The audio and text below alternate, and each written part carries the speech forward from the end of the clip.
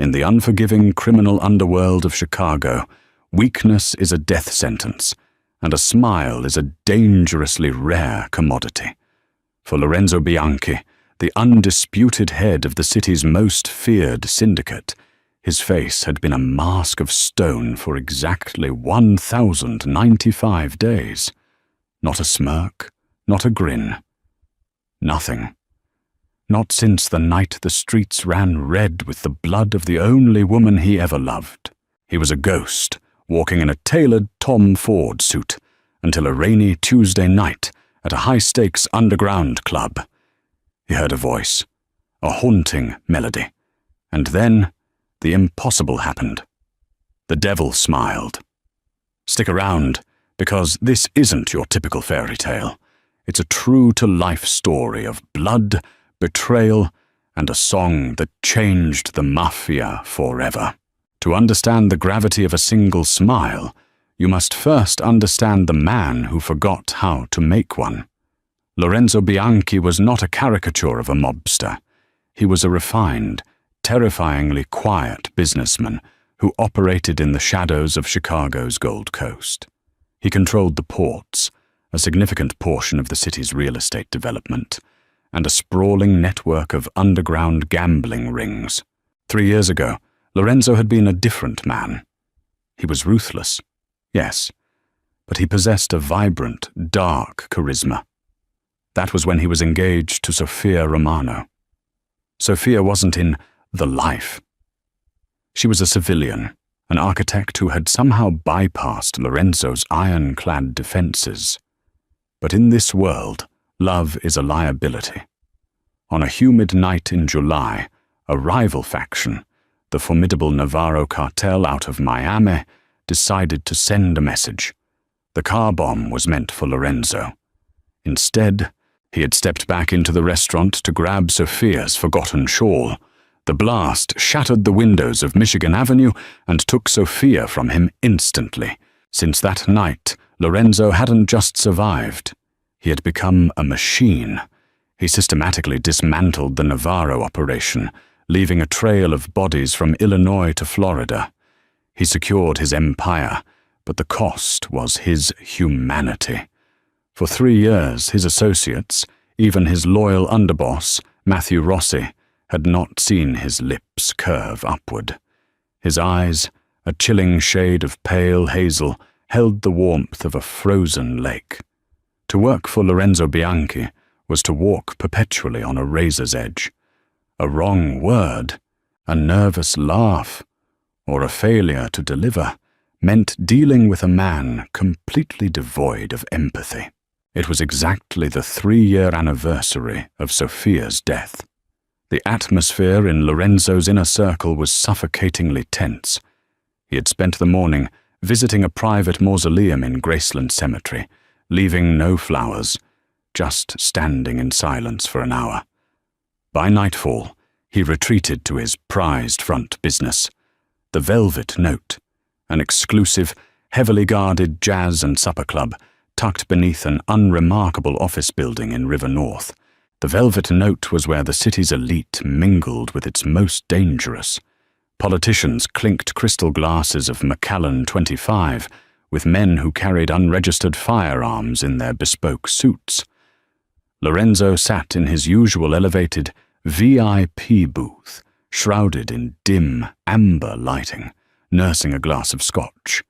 He was flanked by Matthew and 2 silent, heavily built enforcers. Down on the floor, the staff operated with military precision. Dropping a tray tonight wouldn't just result in a reprimand. It could mean vanishing entirely. The club manager, a high-strung man named Philip Hastings, was sweating profusely. He knew what day it was. He knew the boss was in a dark, volatile mood. And to make matters worse, Philip was currently staring at a text message that was about to ruin everything. The headline act, a renowned jazz vocalist imported from New York for the week, had just been involved in a multi-car pileup on the Kennedy Expressway. She wasn't dead, but she certainly wasn't singing tonight. "What do you mean she's in the ER?" Philip hissed into his phone, hiding in the kitchen corridor. "I have Lorenzo Bianchi sitting in booth 1. If the stage stays empty for more than 10 minutes, he'll have my head on a silver platter." As Philip spiraled into a panic attack, a waitress squeezed past him, carrying a stack of empty silver cloches. Her name was Sienna Holloway.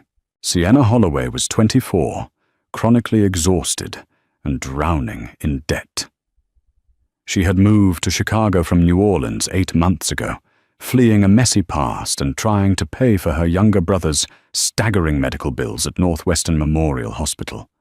She worked double shifts at the Velvet Note, keeping her head down, navigating the dangerous clientele with a practiced, invisible grace. She was strikingly beautiful, but she actively downplayed it. Her dark hair was always pulled back into a severe bun, and her standard-issue black dress and white apron hid her figure. She knew exactly what kind of men frequented this club, and she had no desire to catch their eye. "Philip, move," Sienna said gently, trying to get past the hyperventilating manager. "Table 4 needs their check." "We're dead," Philip muttered, dragging his hands down his face. "The band is playing instrumental filler. The boss is staring at the stage. He hates instrumental filler. He's going to ask where the singer is." Sienna paused. She looked through the porthole window of the kitchen door. The lighting was low, the air thick with expensive cigar smoke. She could see the silhouette of Lorenzo Bianchi in the VIP booth. Even from this distance, the oppressive aura radiating from him was palpable. She knew the whispers about him. Everyone did. The man of ice, the grieving widower who drowned his sorrow in blood. "Put someone else up there," Sienna suggested, adjusting her tray. "Who?" Philip snapped, his voice cracking. "You want me to ask the bartender to sing Sinatra? It has to be a professional. It has to be perfect." Sienna bit the inside of her cheek. Back in New Orleans, before the medical bills, before the eviction notices, she hadn't just been a waitress. She had been the lead vocalist at a brassy, hole-in-the-wall jazz joint on Frenchman Street. She had a voice that could make grown men weep, a gritty, soulful alto that carried the weight of 100 lifetimes. She had stopped singing when she moved. The joy of it had been eclipsed by the raw need to survive. But she needed this job. If Philip got fired, or worse, if the club was shut down because Lorenzo Bianchi threw a grief-fueled tantrum, she wouldn't be able to pay for her brother's dialysis next week. "I'll do it," Sienna said quietly. Philip stared at her, as if she had just sprouted a second head. "You?" "Sienna, you carry plates." "I sing," she corrected, untying the knot of her white apron and tossing it onto a prep counter. "I need my job, Philip. You need a distraction. Let me go out there." "If you go out there and sound like a dying cat, he won't just fire us, Sienna. He'll—" "I won't," she interrupted, her voice hardening with a sudden, surprising authority. She reached up, pulled the pins from her hair, and let the dark, heavy waves cascade down her shoulders. She smoothed out the black dress. "Tell the band to give me an E-flat minor, and tell them to follow my lead." Before Philip could protest further, Sienna pushed through the swinging doors and walked out onto the floor. The ambient noise of the club was a low, steady hum of clinking glass and hushed, dangerous conversations. The jazz trio on stage was awkwardly looping a basic progression, looking terrified. Sienna walked up the side stairs, stepping into the spotlight. In the VIP booth, Matthew noticed her first. He leaned over to Lorenzo. "Boss, looks like the new act is stepping up. Odd, she looks like one of the wait staff." Lorenzo didn't immediately look up. He was staring at the amber liquid in his glass, trapped in the memory of a car exploding 3 years ago. The silence, the music, It all felt like white noise against the screaming in his head. On stage, Sienna approached the vintage microphone stand. She wrapped her hands around the cold metal. She didn't look at the crowd. She looked directly up at the dimly lit VIP booth. She took a slow, deep breath, nodded to the pianist, and began. She didn't choose a standard, upbeat lounge song. She chose I Put a Spell on You, but stripped it down to a haunting, agonizingly slow tempo. The moment the first note left her lips, the entire club seemed to freeze. It wasn't just that she had a good voice. It was the raw, unadulterated pain pouring out of her. It was a voice drenched in whiskey and heartbreak. The sultry, raspy tone cut through the smoke-filled air like a physical blade. The wealthy patrons stopped their conversations. The waitstaff paused with trays in hand. Up in the booth, Lorenzo's hand froze around his glass. The sound hit him in the chest with the force of a physical blow. Slowly, agonizingly, he lifted his head. His cold, hazel eyes locked onto the stage. He saw a girl in a simple black dress, her eyes closed, pouring her soul into the microphone. There was no theatrical performance, no cheap cabaret dancing, just pure distilled emotion. The way her voice cracked on the higher notes, the way she dragged out the phrasing. It resonated with the darkest, most broken parts of Lorenzo's soul. It was as if she was singing the exact frequency of his grief. As she hit the final, lingering note, letting it echo through the absolute dead silence of the room, she opened her eyes. They met Lorenzo's across the distance. For 3 years, Lorenzo Bianchi had felt nothing but a cold, heavy void. But in that split second, a crack formed in the ice, a feeling he couldn't quite identify. Admiration, shock, or perhaps the faintest spark of life bubbled up. Matthew, sitting next to him, stopped breathing. He watched in stunned, terrified disbelief as Lorenzo's rigid jaw relaxed. The corners of Lorenzo's mouth twitched, and then, bathed in the dim amber light of the club, Lorenzo Bianchi smiled. It was a small, quiet, genuine smile. The entire club, which had been holding its collective breath, noticed. The shift in the room's atmospheric pressure was instantaneous. The devil had smiled. The applause that followed was deafening, fueled entirely by the relief of the patrons who saw the boss's reaction. Sienna gave a small, polite bow, her heart hammering against her ribs. She felt lightheaded, the adrenaline crashing through her veins. She stepped off the stage, intending to head straight to the kitchen to retrieve her apron and hide. Before her foot hit the bottom step, a massive figure materialized in her path. It was one of Lorenzo's enforcers, a wall of a man in a dark suit. "Mr. Bianchi would like a word," the man rumbled, gesturing toward the VIP staircase. It wasn't a request. Sienna swallowed hard. Her hands were shaking slightly, but she forced her spine stiff. "Lead the way." As she ascended the carpeted stairs to the elevated booth, the noise of the club faded, replaced by an oppressive silence. The VIP area was a fortress of plush velvet leather and polished mahogany. Matthew stood up as she approached, his eyes darting nervously between her and his boss. Lorenzo remained seated. He didn't say a word for a long, agonizing minute. He just studied her. Up close, Sienna realized just how terrifyingly handsome he was.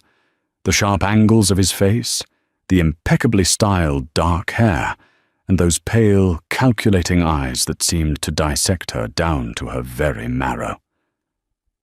"What is your name?" Lorenzo finally asked. His voice was a low, gravelly baritone that vibrated in the air between them. "Sienna," she replied, keeping her voice steady. "Sienna Holloway." You pour drinks for my patron, Sienna Holloway, he noted, gesturing lazily to the floor below.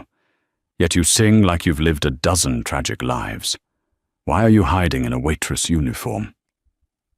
I'm not hiding, Mr. Bianchi, Sienna said, lifting her chin. I'm working. The scheduled singer didn't show.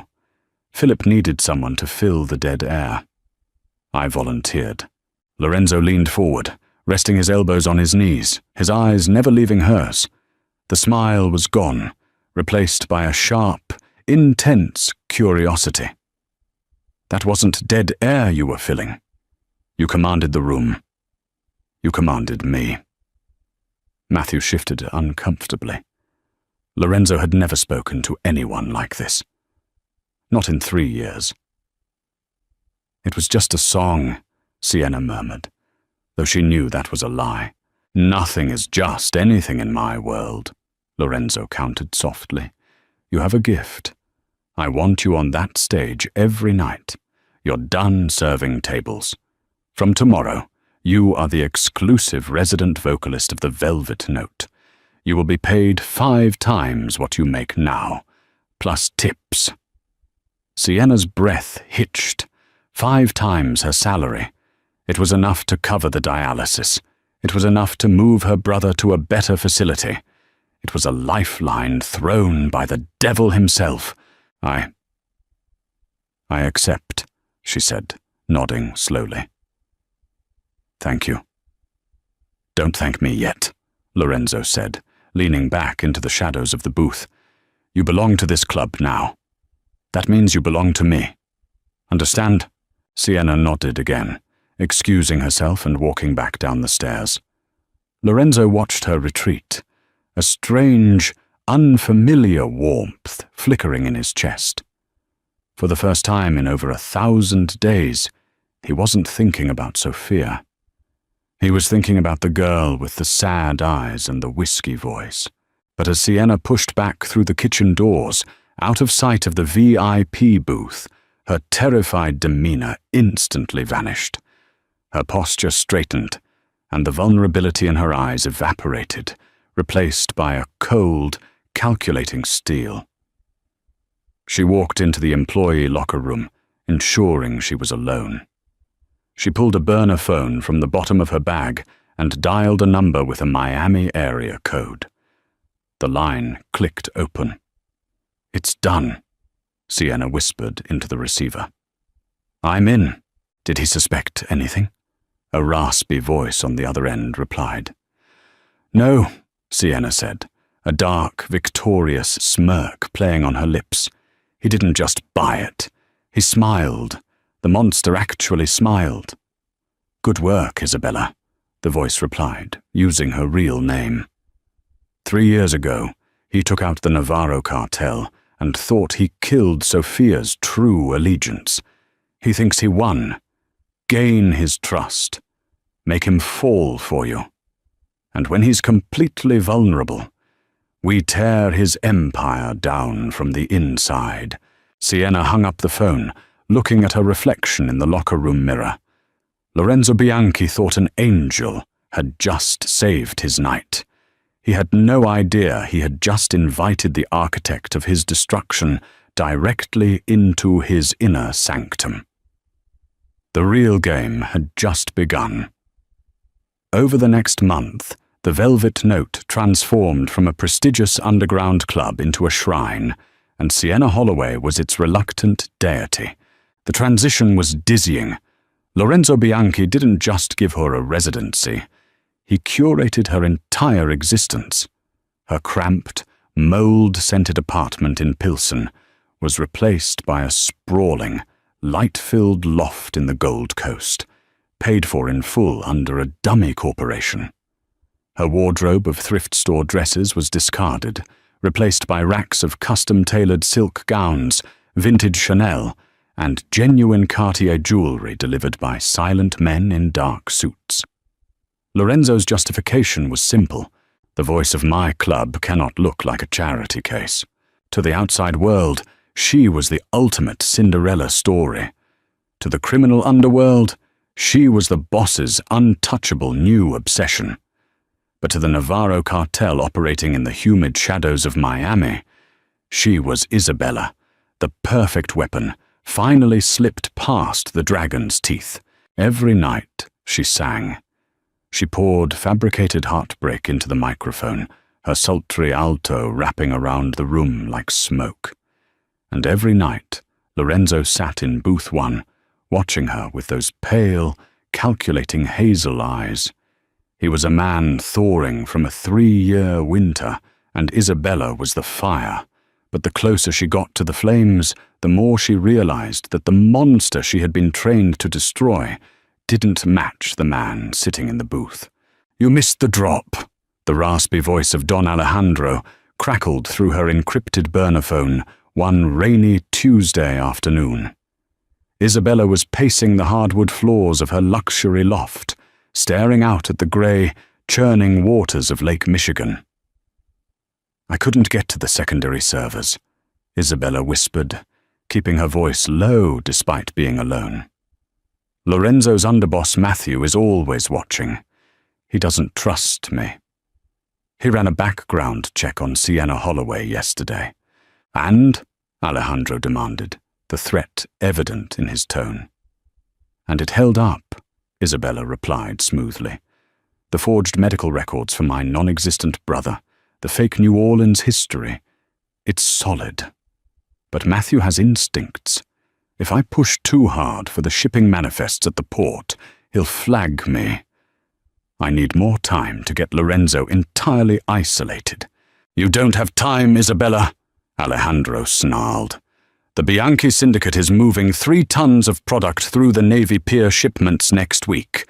We need the exact coordinates and container numbers. You make him fall for you, and you extract that data. Remember what he did to Sophia. Remember who you are fighting for, Sophia."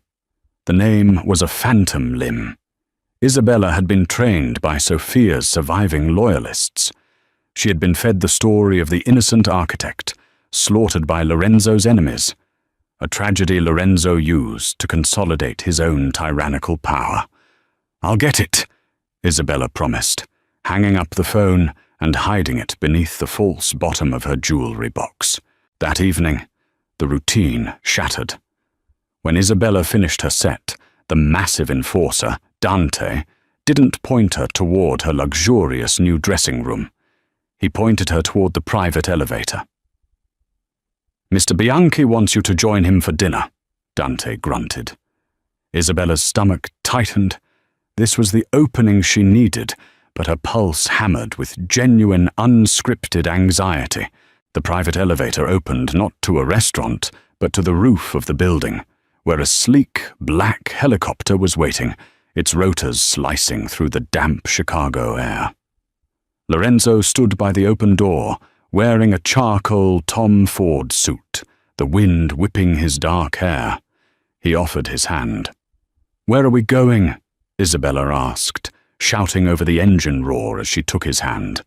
His grip was warm, firm, and calloused from years of handling firearms. "I decided the club's menu was becoming monotonous," Lorenzo said, pulling her inside. "I made a reservation at Alinea." Isabella blinked in shock. Alinea was a 3-Michelin-star fortress of culinary perfection in Lincoln Park. You didn't just make a reservation on a whim, unless you were Lorenzo Bianchi. The dinner was a masterclass in psychological warfare. They sat in a private dining room, surrounded by avant-garde dishes that looked more like modern art than food. Lorenzo poured her a glass of Barolo that cost more than her fake brother's medical bills. "You've been tense, Sienna," Lorenzo observed, cutting into a delicate piece of Wagyu beef. "Your voice was tight tonight during Cry Me a River. What's bothering you?" Isabella forced a small, self-deprecating smile. "Just overwhelmed, Mr. Bianchi. 3 weeks ago, I was dodging eviction notices. Now I'm flying in helicopters and wearing diamonds that cost more than a house. It's a heavy crown." "Drop the Mr. Bianchi," he said softly, leaning back. "It's Lorenzo." Lorenzo. She tested the name on her tongue. It felt dangerous. People look at this life and see only the gold, Lorenzo murmured, swirling his wine. His hazel eyes locked onto hers, stripping away her defenses. They don't see the cage. When you have power, true power, you stop living in the world. The world starts living around you. You can't trust a smile because it's usually bought. You can't trust a tear because it's usually a manipulation. Isabella felt a cold sweat prickle at the base of her neck. Did he know? But your voice, Lorenzo continued, his gaze softening marginally. Your voice is the only honest thing I've heard in 3 years. When you sing, you aren't asking me for anything. You're just bleeding. And I respect a beautiful bleed. Isabella swallowed hard. She was supposed to manipulate him, to find the cracks in his armor. But sitting across from him, she didn't see the butcher of the Chicago underworld. She saw a profoundly isolated man carrying a grief so immense it was crushing him. You lost someone, Isabella guessed softly, playing the empathetic civilian. That's why you didn't smile for so long. Lorenzo's jaw tightened. The temperature in the room seemed to drop 10 degrees. I lost my fiancée, Sophia, 3 years ago. A bomb meant for me. I'm sorry, she whispered, and to her absolute horror, she realized the sympathy in her chest was genuine. Don't be, Lorenzo said, his voice turning to steel. The men who did it are dead. Their families are dead. The earth where their homes stood is salted. He looked at her, and the ruthless mob boss was back. That is the reality of my world, Sienna. It is cold, and it is absolute. Are you sure you want to be a part of it? Isabella looked directly into the eyes of her target. I don't think I have a choice anymore, Lorenzo. The opportunity to steal the shipping coordinates presented itself at the worst possible moment. The Continental Gala. Held in the opulent grand ballroom of the Palmer House Hilton, the gala was supposedly a charity fundraiser for Chicago's underprivileged youth. In reality, it was a summit. The heads of the 5 families of the Midwest were gathering to discuss territories, settle blood feuds, and launder millions of dollars through silent auctions. Lorenzo had insisted Isabella accompany him, not as entertainment, but as his date. She wore a breathtaking, backless emerald gown that clung to her curves like a second skin. Her dark hair was swept up in an elegant chignon, exposing the delicate line of her neck. When she stepped out of her bedroom in the loft, Lorenzo, waiting by the door, actually stopped breathing for a fraction of a second. You look, Lorenzo started, his voice uncharacteristically thick. He cleared his throat. You look dangerous, Sienna. I'll take that as a compliment, she murmured, accepting his offered arm. The ballroom was a sea of velvet, diamonds, and hidden malice. Isabella played her part perfectly. She smiled at the right mobsters, laughed at the terrible jokes of corrupt city aldermen, and kept a mental map of Lorenzo's security detail. Matthew was never more than 10 feet away, glaring daggers at her back.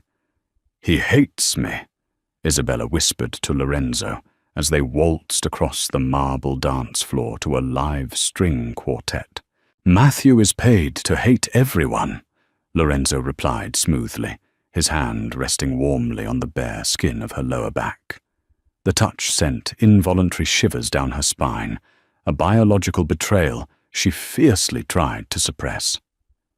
He thinks you're a distraction, and in my line of work, a distraction is a vulnerability. Am I? She asked, looking up into his eyes. A distraction? Lorenzo pulled her fractionally closer. You are a complication, Sienna. But for the first time in years, I don't mind things being complicated. As the waltz ended, Lorenzo was pulled aside by the head of the Detroit syndicate for a private conversation in the adjoining VIP parlor. Isabella was left near the ice sculptures, sipping a flute of champagne. This was it. She knew Lorenzo's encrypted smartphone, the one containing the master ledgers and the shipping coordinates, was in the breast pocket of his discarded suit jacket, draped over a chair near the VIP parlor entrance. Matthew was distracted, arguing with a bouncer near the main doors. Isabella slipped through the crowd like a ghost. She reached the chair. Her heart was beating a frantic rhythm against her ribs. She slid her hand beneath the silk lining of the jacket. Her fingers brushed the cold metal of the phone. She just needed 2 minutes to plug in the USB skimmer Alejandro had given her. Suddenly, the hair on the back of her arms stood up. It was an instinct drilled into her during her brutal training in Miami. A shift in the room's energy, the sudden absence of sound from a specific corner. Isabella turned her head. Up on the mezzanine level, cloaked in the shadows of the heavy velvet drapery, the moonlight caught the reflection of a matte black rifle barrel. It was pointed directly at the VIP parlor entrance, pointed exactly where Lorenzo was about to step out. In a fraction of a second, the conditioning of the cartel warred with a terrifying alien emotion blossoming in her chest. If Lorenzo died right now, her mission was over. The cartel won. Sophia was avenged. She could disappear back into the night, but as Lorenzo stepped out of the parlor, laughing at something the Detroit boss had said, Isabella didn't see a target. She saw the man who had ordered her favorite flowers for her dressing room. She saw the man who had looked at her with such profound, broken reverence at her Linnea. She didn't think. She moved. "Lorenzo, get down!" Isabella screamed, her voice tearing through the genteel hum of the ballroom. She lunged forward, hitting him with her entire body weight, just as the suppressed crack of the rifle echoed through the hall. Chaos erupted. The bullet, intended for Lorenzo's skull, shattered the marble pillar inches from where he had just been standing, spraying razor-sharp stone shrapnel into the air. Lorenzo and Isabella crashed to the floor in a tangle of limbs and emerald silk. Instantly, the ballroom devolved into a war zone. Women screamed. Tables were flipped, and Lorenzo's enforcers drew their weapons, returning blind fire toward the mezzanine. "Are you hit?" Lorenzo roared, ignoring the gunfire, his hands frantically checking Isabella's body. His eyes were wide, panicked, a stark contrast to the icy Mafia boss he portrayed. I'm fine," Isabella gasped, though a sharp, burning pain was beginning to radiate from her upper arm, where a piece of stone shrapnel had sliced through the skin. Matthew materialized above them, firing 2 shots into the ceiling. "Boss, we have to move, now!" Lorenzo hauled Isabella to her feet, throwing his body over hers as a human shield. They sprinted through the kitchen corridors, the sounds of shouting and gunfire fading as they breached the underground parking garage. Dante had the armored SUV running. Lorenzo shoved Isabella into the back seat and dove in after her. "Drive," he barked. The SUV peeled out into the rainy Chicago night, tires screaming against the wet asphalt. Inside the car, the silence was deafening, broken only by Isabella's ragged breathing. Lorenzo turned to her. He saw the blood staining the emerald silk of her dress. His face darkened into an expression of absolute, terrifying fury. He ripped his silk tie from his neck and quickly tied it around her bicep as a makeshift tourniquet. "You saved my life," Lorenzo stated, his voice a low, vibrating growl of disbelief. "You saw the shooter, and you stepped into the line of fire for me." "Why?" Isabella looked at him, her carefully constructed lies completely unraveling in the face of adrenaline and blood loss. She had ruined the mission. She had betrayed her cartel. and she had no idea how to answer him, because the truth was a death sentence for them both. "I don't know," she whispered, a single tear escaping her eye. "I just couldn't let you die." Lorenzo stared at her for a long, agonizing moment. Then, with a sudden, desperate ferocity, he reached out, grabbed the nape of her neck, and pulled her lips to his. The kiss was not romantic. It was a violent collision of survival, adrenaline, and repressed desire. It tasted like expensive champagne, copper blood, and pure desperation. Lorenzo kissed her as if he was trying to breathe her soul into his own lungs, his hands gripping her waist with bruising force. Isabella kissed him back with equal ferocity, surrendering entirely to the madness. Every warning bell in her head was screaming, but the roaring in her ears drowned them out. The SUV screeched to a halt in the secure underground bunker beneath Lorenzo's private penthouse on Lakeshore Drive. The estate was a fortress, heavily guarded by heavily armed men who looked on edge. Lorenzo didn't let anyone else touch her. He carried her out of the vehicle and into the private elevator, his jaw set in a rigid line. Inside the penthouse, the city of Chicago sprawled out beneath them, a glittering grid of lights against the black water of the lake. Lorenzo bypassed the lavish living room and carried her straight into his massive master bathroom, setting her gently on the edge of the marble vanity. He didn't call his private doctor.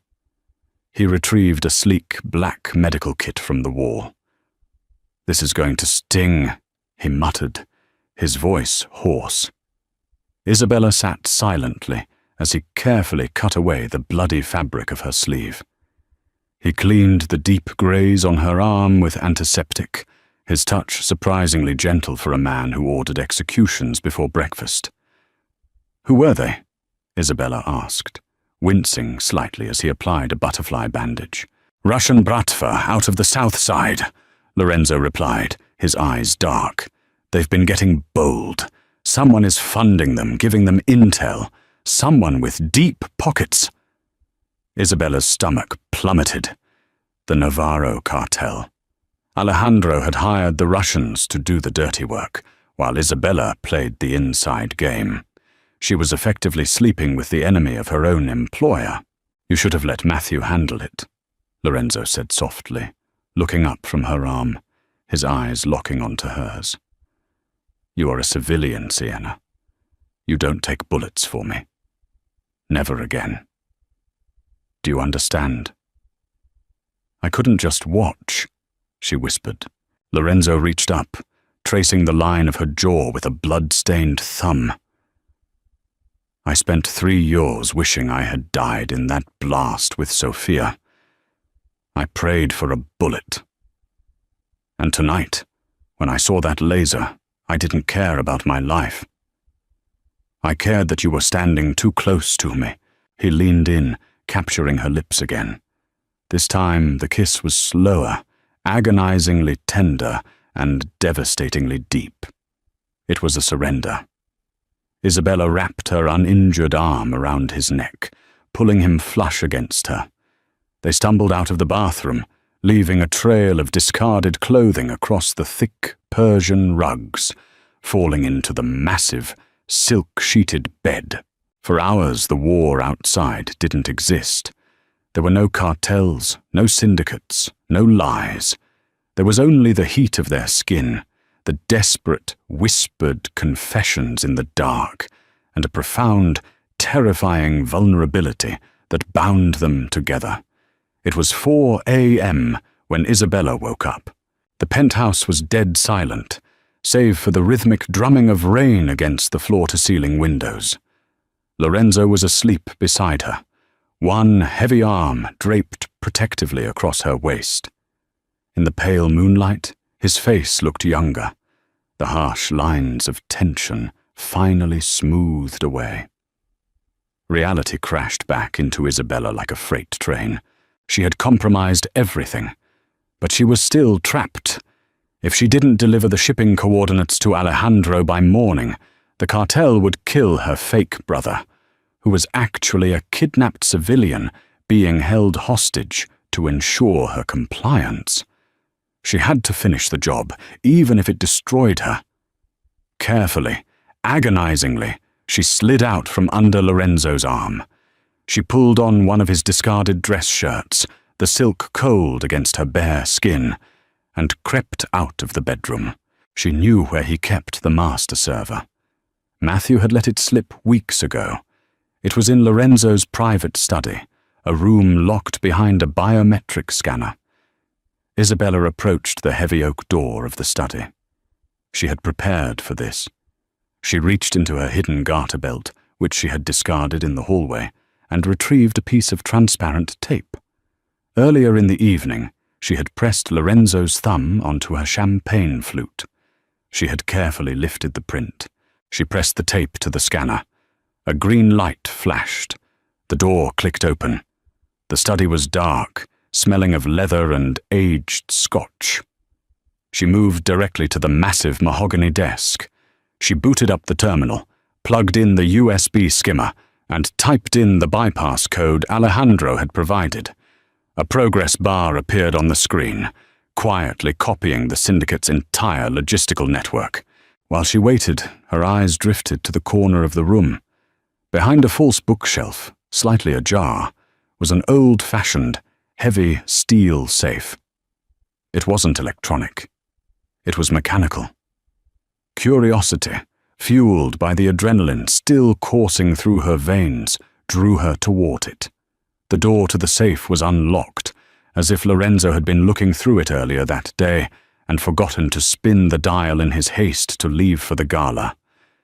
Isabella pulled the heavy steel door open. There was no money inside, no guns, just a single, thick, leather-bound dossier and a stack of photographs. Isabella picked up the top photograph. It was a picture of Lorenzo, looking hoarsely happy, with his arm wrapped around a stunning, blonde woman. Sophia. Isabella turned the photo over, but it wasn't the back of the photo that caught her attention. It was the official, stamped document lying beneath it. It was a bank ledger from a private offshore account in the Cayman Islands. Isabella squinted in the dim light, reading the account holder's name. Sophia Romano. Her brow furrowed. Sophia was an architect. Why did she have millions of dollars in offshore accounts? She opened the thick leather dossier. It was an investigation report compiled by Matthew Rossi, dated 3 weeks after Sophia's death. Isabella began to read, scanning the heavily redacted lines. Suddenly, her breath caught in her throat. The room seemed to spin. Communications intercepted between subject, Sophia Romano, and the Navarro cartel leadership. Subject confirmed as a deep-cover operative inserted into Bianchi's inner circle. Wire transfer confirms subject received $5 million to provide the Navarro hitmen with Bianchi's exact itinerary on the night of the bombing. Isabella dropped the file. It hit the carpet with a dull thud. No, it couldn't be. She scrambled to pick up more papers, her eyes darting frantically across the text. The bomb that killed Sophia wasn't a tragic mistake. The bomb was planted by the Navarro cartel, orchestrated by Sophia herself, to kill Lorenzo. But Lorenzo had forgotten Sophia's shawl. Sophia had stayed in the car to wait. The timer had malfunctioned. Sophia had been blown up by her own trap. Isabella pressed a hand over her mouth to stifle a scream. Everything Alejandro had told her, everything her cartel had trained her to believe about Lorenzo, the monster who murdered an innocent woman, was a lie. Sophia was exactly what Isabella was right now. A rat. A honey trap sent by the Navarro cartel to tear down the Bianchi empire. Lorenzo hadn't gone on a rampage out of blind, psychopathic rage. He had gone to war because the woman he loved had sold him to his enemies. Beep. The computer monitor flashed green.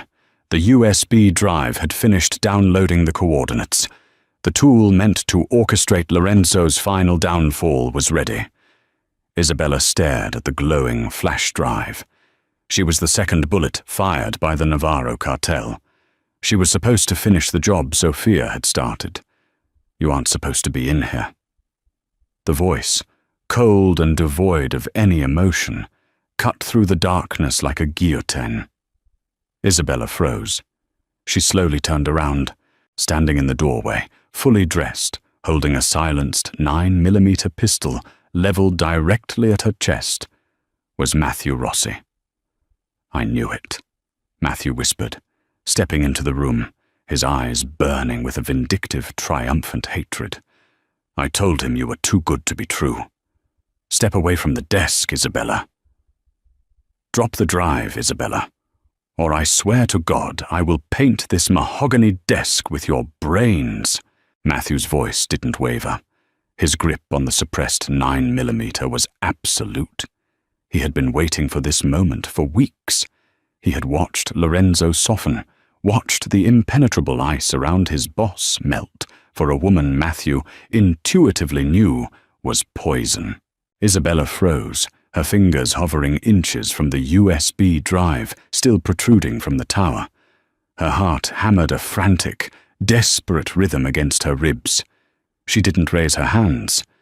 Instead, her eyes flicked down to the dossier scattered across the Persian rug. The damning truth about Sophia. Matthew, you don't understand, Isabella started, her voice barely a whisper. I didn't know. They lied to me.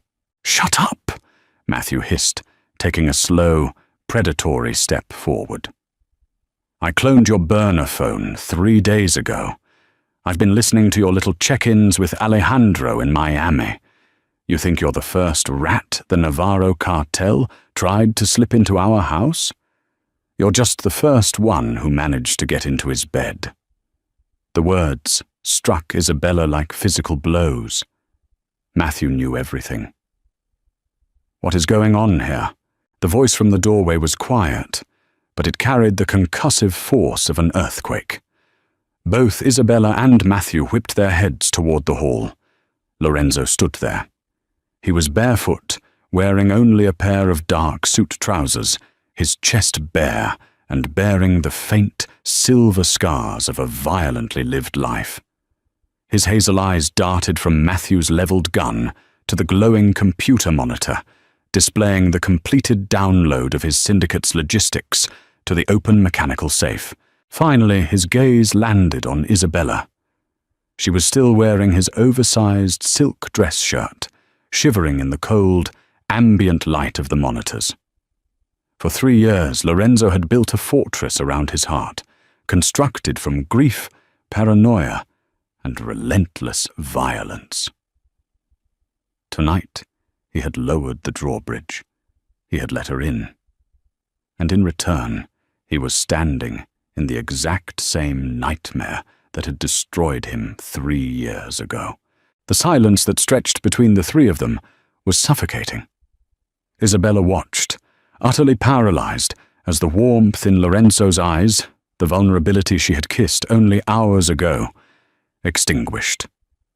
The ice returned, thicker and darker than before. The monster was back. "Boss," Matthew said, his eyes never leaving Isabella. "She's Navarro. She's been pulling the shipping logs. She was supposed to feed Alejandro the Navy pier coordinates tonight." Lorenzo didn't blink.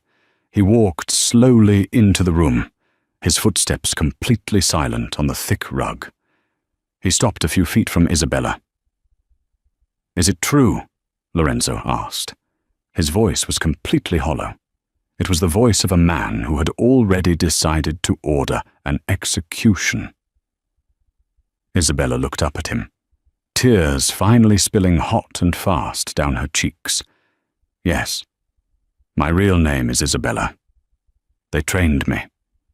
They sent me to finish what the bomb started." Lorenzo's jaw clenched so hard, a muscle ticked visibly in his cheek. He looked down at the floor, noticing the scattered papers. He recognized Matthew's handwriting on the old investigation file. He realized she had opened the safe. She had read about Sophia.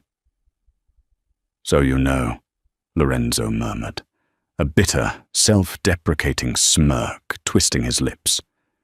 "You know you aren't the first whore Alejandro sent to pretend she loved me." "I am not her!" Isabella screamed, the raw desperation in her voice echoing off the walls. She lunged forward, ignoring Matthew's gun, and grabbed the lapels of Lorenzo's imaginary jacket, her fists bunching against his bare chest. Matthew shouted a warning, stepping closer, but Lorenzo held up a hand, stopping his underboss in his tracks. "They told me you were a butcher," Isabella sobbed, looking frantically into Lorenzo's dead eyes. "They told me you killed Sophia because she tried to leave you. They have my brother, Lorenzo. He's not sick in a hospital. Alejandro is holding him in a cage in a warehouse in Hialeah. If I didn't get these coordinates, they were going to put a bullet in his head." Lorenzo stared down at her, his expression unreadable. "And now you have the coordinates. You have the bullet to kill my empire. So take the drive, Isabella. Walk out.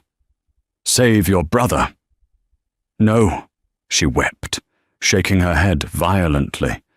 She let go of him, reached over to the computer tower, yanked the USB drive out, and threw it onto the floor. With a sharp stomp of her bare heel, she crushed the plastic casing, shattering the drive into pieces. Matthew flinched, his gun wavering. "I saved your life at the gala because I couldn't let you die," Isabella said, her voice dropping to a fierce, broken whisper. "I fell in love with you. I read the file, Lorenzo. I know what Sophia did. I know you've been living with the guilt of surviving a woman who tried to murder you. I am not her. I am a hostage of the same cartel that ruined your life." Lorenzo looked at the crushed pieces of the USB drive. He looked at the tears streaming down her face. In his world, words meant nothing. Blood meant everything. She had just destroyed her only leverage to save her brother's life. "Matthew," Lorenzo said softly, without looking away from Isabella. "Put the gun down." "Boss, you can't be serious." "I said put the gun down," Lorenzo roared, a sudden, terrifying explosion of volume that shook the heavy oak furniture. Matthew lowered the weapon, his face a mask of furious disbelief. Lorenzo reached out, his large hands cupping Isabella's tear-stained face. His thumbs brushed away the moisture. "If you are lying to me," he whispered, his forehead resting against hers, "I won't just kill you. I will make you beg for the devil to take you. Do you understand?" "I'm not lying," she breathed, closing her eyes. "Then pick up your burner phone," Lorenzo commanded, stepping back, the cold tactician instantly taking control. "We are going to call Alejandro, and we are going to invite him to Chicago." The plan was forged in the dark hours before dawn. Lorenzo Bianchi did not survive the underworld by playing defense. He was a master of the counter-ambush. If Alejandro wanted a war, Lorenzo was going to deliver the apocalypse. Isabella retrieved the burner phone. Her hands shook as she dialed the Miami area code. Lorenzo stood right beside her, close enough that she could feel the heat radiating from him. Matthew stood by the door, still visibly rigid with distrust. The line clicked open. "Do you have it?" Alejandro's raspy voice demanded instantly. Isabella took a deep breath, channeling the cold, professional persona she had spent months perfecting. "I have it." It was difficult. The gala was attacked by a Russian crew. "I know." Alejandro chuckled darkly. "I paid them to create a distraction. It seems they failed to take Bianchi out, but as long as you got the shipping routes, it doesn't matter." What are the coordinates? Navy Pier is a decoy, Isabella lied smoothly, reading from the script Lorenzo had just written on a notepad. The actual drop is happening tomorrow night. Midnight. An abandoned steel mill on the Calumet River. South Daring. The product is coming in on barges, not freighters. There was a long pause on the other end of the line. Isabella held her breath. If Alejandro suspected she had flipped, her brother was dead. South Daring, Alejandro finally mused. Smart, isolated, how heavily guarded. Light, she replied. Lorenzo is pulling his men back to the Gold Coast to reinforce his penthouses after the gala shooting. He's paranoid. He thinks the Russians are going to strike his home. The mill will only have a skeleton crew. Excellent work, Isabella, Alejandro said, the greed practically dripping from his words. I'm flying up with a strike team. We'll take the product, burn the mill, and cripple the Bianchi syndicate permanently. When the job is done, your brother walks. Just make sure he's safe, Isabella said, her voice cracking with genuine emotion that perfectly sold the lie. She hung up the phone. He bought it, Lorenzo said, turning to Matthew. Mobilize everyone. I want 50 men at the South Daring mill by sundown. Suppressed rifles, heavy body armor. We set up crossfire perimeters in the catwalks. When Alejandro steps into the loading bay, we lock the gates behind him. Nobody from Miami leaves that building alive. What about the girl's brother in Hialeah? Matthew asked gruffly, though his tone had shifted from hostile to purely tactical. Send Dante and our best extraction team on the private jet to Miami right now, Lorenzo ordered. Isabella will give them the address of the warehouse. They breach it the second Alejandro walks into our trap here. Timing has to be perfectly synchronized. The next 20 hours were a blur of meticulous, brutal preparation. Isabella watched Lorenzo transform into a battlefield commander. There was no hesitation, no remorse. He was the undisputed king of Chicago, defending his throne. At 10 p.m., a convoy of black SUVs left the Gold Coast. Isabella sat in the back of the lead vehicle next to Lorenzo. She was dressed in black tactical gear, her dark hair pulled tightly back. Lorenzo had given her a compact Sig Sauer P365 and demanded she stay in the armored command vehicle parked 2 blocks from the mill. I'm going in with you, Isabella insisted, as the convoy approached the rusted, monolithic skeleton of the abandoned steel mill. No, you aren't, Lorenzo replied sharply, checking the magazine of his customized rifle. Alejandro thinks you're back at my penthouse. If he sees you, he'll know it's a trap before he's fully in the kill zone. Lorenzo, if this goes wrong, it won't, he interrupted, leaning over and kissing her hard. It was a kiss of absolute possession. You gave me my life back last night, Isabella. Tonight, I give you yours. The SUVs parked in absolute silence. Lorenzo and his men vanished into the shadows of the industrial wasteland, blending into the rain and the darkness. Isabella was locked in the reinforced vehicle with a communications radio, left to listen to the ghosts of the city. Midnight approached. The tension over the radio frequencies was so thick it felt like physical pressure. Target approaching from the South Road. A sniper's voice crackled over the radio. 3 unlit vans. Heavy. Isabella held her breath. Let them enter the loading bay. Hold fire until my mark, Lorenzo's voice commanded, cool and detached. Inside the sprawling, cavernous interior of the steel mill, rain poured through holes in the rusted roof. Alejandro, flanked by 20 heavily armed cartel mercenaries, stepped out of the vans.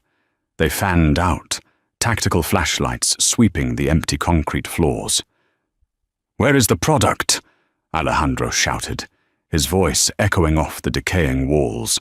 High above them, Hidden in the pitch-black catwalks, Lorenzo Bianchi looked down through his night vision scope. The crosshairs rested squarely on the chest of the man who had ordered the bombing 3 years ago. The man who had manipulated Sophia. The man who had tried to turn Isabella into a weapon. "Alejandro!" Lorenzo's voice boomed over a rigged PA system, echoing like the voice of a vengeful god. Alejandro froze, whipping his gun upward toward the darkness. His mercenaries formed a defensive circle, panicked. "You should have stayed in Miami," Lorenzo said. "Mark!" The world erupted in fire. The ambush was merciless. From all 4 sides of the catwalks, the Bianchi syndicate unleashed a devastating barrage of crossfire. The cartel mercenaries didn't stand a chance. They were caught in an inescapable kill box. The deafening roar of automatic weapons chewed through concrete and flesh. Within 45 seconds, half of Alejandro's men were dead on the floor. "Fall back to the vans!" Alejandro screamed, bleeding from a graze on his cheek, returning blind fire into the darkness. But the massive steel blast doors behind the vans suddenly slammed shut, triggered by explosives Lorenzo's men had rigged earlier. There was no escape. In the command vehicle 2 blocks away, Isabella listened to the chaotic gunfire echoing through the night. She squeezed her eyes shut, praying to a god she hadn't spoken to since she left New Orleans.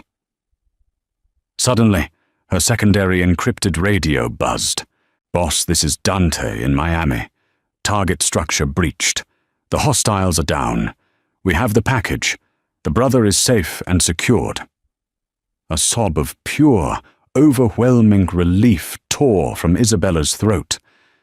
Dante had done it. The gunfire from the steel mill abruptly ceased. An eerie, ringing silence fell over the industrial yard. Isabella couldn't sit in the car anymore. She unlocked the heavy door and sprinted into the freezing rain, running toward the loading bay doors.